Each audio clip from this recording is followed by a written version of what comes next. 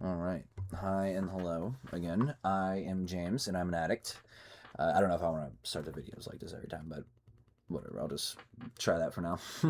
But I wanted to talk about like the misconceptions of opioid addiction, particularly like the withdrawal misconceptions. Uh, so like a lot of people are like, oh, why don't you just stop? I know that's like that's like the number one thing addicts hear a bunch that I assure you we don't want to hear.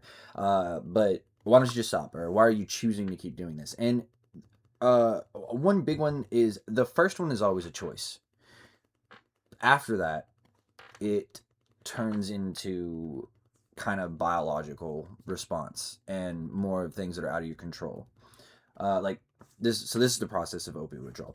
So I use, and then about, for me, this is for my process. Okay, it's different with everybody, or not everybody, but a lot of people it's different. So but anyway, I would use, and then about 8 to 6 hours later I would start to feel sick. It would usually begin with like eyes watering a bunch, I would yawn, things of that such.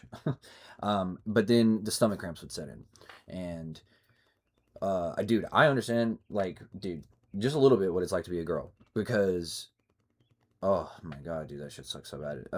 It feels like a fist wrapped around your stomach all the time. It's cramping really bad, and so that in turn makes you feel nauseous all the time, and you can't keep anything down. So you try to drink water and you throw it up, and you don't want to drink anything anyway because or eat anything, because your dopamine levels are so low and drained out, and you don't feel good, and you just don't want to eat anyway. And that dopamine has a big part to do with eating, so that's a whole thing on its own, and that's just one little part.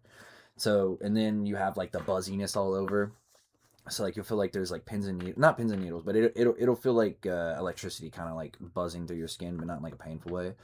Restlessness kind of thing. Um, and you'll be so tired, but the one thing you won't ever really be able to do is sleep. So that's like that sucks ass. And you feel like you have to pee all the time, especially when you lay down. Like you just feel like you have to pee because you're so like amped up and anxious. And like that feeling whenever someone's like, "Hey man, I gotta tell you something later," and then they you gotta like wait, and you're like on edge. That's how you feel like for like 7 days. Usually about 7 days is how long an opioid withdrawal will take. Um, so yeah, all of that is hitting you at once, and then on top of it, you are in this constant state of like kind of paranoia and delusion, and you're scared, and you're just tripping, dude. You're just tripping, and you can't turn it off. It's not like you're just tripping and like you need to calm down. Like it is your body being used to a chemical that is exponentially really strong, by the way. It's fentanyl or heroin, or at least that's what I was on, and you're just ripping it out of your system out of nowhere. And usually, your usage, most addicts usage before they get sober, I mean, wilds differently, but mine was usually like months of use at a time, and then I would have to get clean because I fucked shit up and ruined my life or whatever. So yeah, and then you're hot and cold constantly, and then you get under the blanket and you're fucking hot as shit and you're sweating, and then you're cold and you're just always sweating though. You're always no matter if you're hot or cold, you're always just sweating. So that's like fucking awesome. It's such a fun part of it. And then so imagine all of that at once happening, and that kind of like you could maybe like try and understand where the desperation and like the like stealing and the robbing or even hurting people to get money or whatever they need to get a hit, like any most I would say honestly all the really shitty stuff I've done besides when I've been blacked out on heroin or fentanyl is because of withdrawal. You know what I mean? Like you're just scared and you're desperate and you're in pain and you're in a lot of pain, and pain will make you do things that you thought you would never do. I stole my grandma's car one time. I sold all of my instruments that I had a fucking hollow body Washburn guitar that I was given when I was 16. I had a silver bust Epiphone. I had a piano, two pianos. I have a third one now that I will not sell for drugs. But stuff like that. And it makes you do so much stuff that you never thought you would ever do. Like people that meet me, I'm more or less, they usually tell me that I'm like a pretty nice guy, and that I thought she wanted to lay down. Sometimes she gets over here and wants to lay down, but I don't think she wants to right now. But yeah, the drugs change you. I mean, obviously, I don't really need to tell you that, but I just wanted to kind of like put into context of where usually where the really shitty behavior from addicts comes from is usually when we're sick. It's usually when we're desperate. We don't have anything.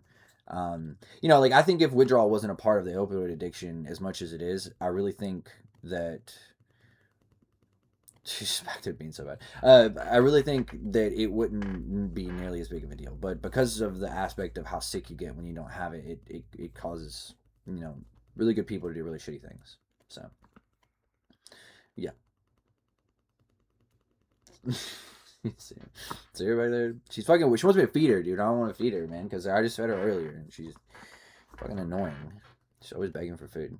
But yeah, yeah, it literally makes you feel like you're dying, and you won't die off of those type of opioid withdrawal. I mean, benzos and alcohol, you most definitely can, but not usually those two. But and I wouldn't go to the hospital and tell them, like, if you're new to the whole withdrawal thing and you don't know what to do or ask for help and you need help now. I wouldn't. I don't do this unless you're really desperate. But you can just go to the psych ward and tell them you're suicidal, and they'll keep you. And most psych wards will detox you off the drugs that you're on when you go in. I've been in the psych ward once a year for the last 4 years, except for this year, and they always detox me when I went in. But don't do it too many times, because last time I went to the psych ward, when I got sober last year, I was going to shoot myself. That was a crazy way, but I was going to shoot myself, and I caused the whole scene, and I called the 911, and I was like tripping and shit. I'm telling you, dude, withdrawal withdrawal really literally makes you lose your fucking mind.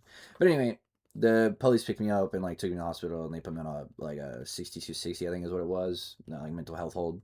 And they were gonna admit me into a facility because I'd been in and out of facilities like once a year for the last 4 years, and each one of them was for being suicidal. Which, I'm not a suicidal person. I just needed to get into treatment, and it would take upwards of a week or two to get a grant for rehab because I don't have insurance, and Tennessee is such a fucking red state now. It's hard to really get any help for addicts, and everything's so far apart. If you don't have a car, it's the whole thing. That's why I moved. Thankfully, I didn't move by choice. I had help, but I moved. Um, but yeah, yeah. If you are thinking about getting clean and worried about the withdrawal process, I would start applying for a rehab before you run out of dope. If you can plan that out. Us addicts are not really good at planning shit out, but if you're really serious about wanting to get clean, I would plan to try to go to rehab first, because it would take them like a week to get you in sometimes if you don't get a grant for a bed right away, or you're not just lucky.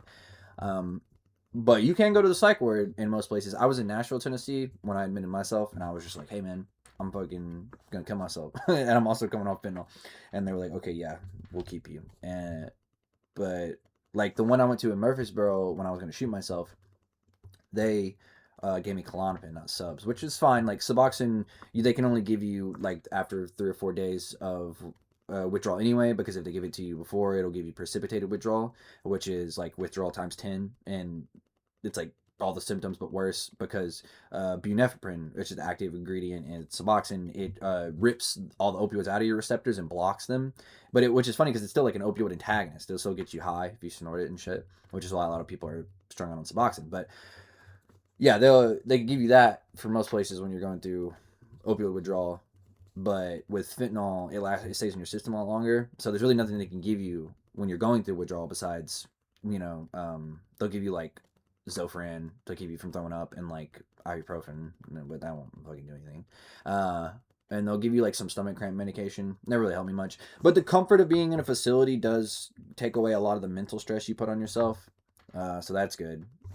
I would definitely say like a lot of the mental strain does go away once you admit yourself into a facility, because like they'll give you what is available. So there's that. But yeah, I just wanted to clarify like the process of withdrawal, and as somebody who's been through it, and maybe just like try to like help some people understand if they're dealing with people in their lives that are addicts or whatever, homies, family, that a lot of the like that really is genuinely not who they are. Now, some people stay that way the rest of their lives and they want to get clean. That is how how it goes. But like my family had a lot of grace, and like I have my friends and partner is really good. They have a lot of grace, and they helped me get back on my feet more than once, way more than once. And honestly, it's like a waiting game, and I can only imagine what it's like because I've not been on that side of it. But if you're supporting an addict, a lot of times it's just a waiting game for them to either get tired of it or die, and that is the very sad reality of it. And I hate to say that, but that is the sad reality of it. That is why, I mean, most addicts don't get clean. It's like 2% of opioid addicts really stick with it. The rest usually die or on and off the rest of their lives. So it is a big deal, man. It's a big deal. It's really a big deal. yeah, I guess that's all I got. But you're loved, man, and you matter. And um, just because you're an addict doesn't mean you don't deserve love and respect. And I'm here if you need a yap or you need some help, or if you're new to the processes of it and you need somebody who can kind of help you guide through it and maybe figure it out or whatever. Uh, I'll yap with you, man. So, yeah. Goodbye.